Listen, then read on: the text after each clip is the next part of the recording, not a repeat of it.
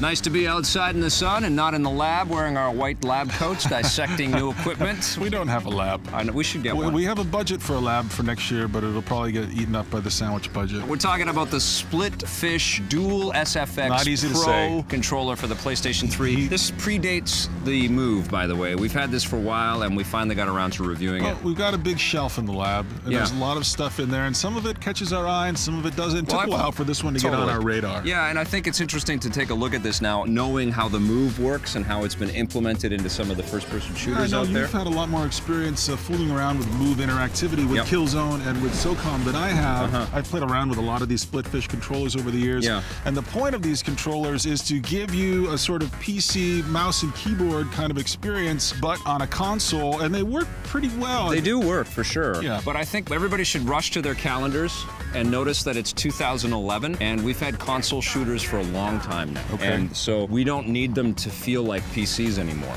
Yeah, I mean, I think most of the people who used to play PC games are dead now. I mean, it's good hardware. If you're going to spend that much money, though, just invest that in a PC and just play games for real on the PC. There's lots of great shooters on the PC. You can still have them that way. Don't put your chocolate in my peanut butter here, you know? Yeah, like, the PC is different than the PlayStation 3. But you know what? If you find yourself getting your ass kicked night after night by your friends, and you feel that you're not getting what you need from the DualShock controller, you want to give this a try. You worked a couple extra shifts at the Dairy Queen. I was getting my ass kicked trying to play a console game with one of these PC controllers. By me. It just doesn't make sense. I mean, everything's been adjusted in these games to deal with controllers and whipping around quickly. And so when you shift to these really accurate kind of precision movements with a mouse, it's like you're looking at the mouse and you just can't correlate. You know, when you're sitting back a good 8 feet from your TV, it's too tough. There's another thing that first-person shooters have done that have kind of made this irrelevant, and that's the fact that every first-person shooter ships now with the option to adjust the sensitivity of the control stick, so you can adjust how quickly you turn and look up and down. Yes. I mean, back in the old days when we used to turn so slowly and it just felt so awkward, that was a handicap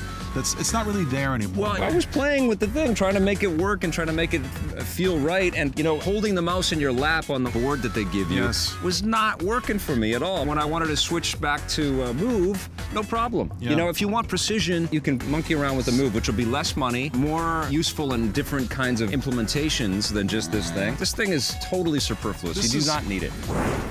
Here's my score. Okay, what does that translate into a number? 4. Yeah, I'm gonna give it a 4 as well.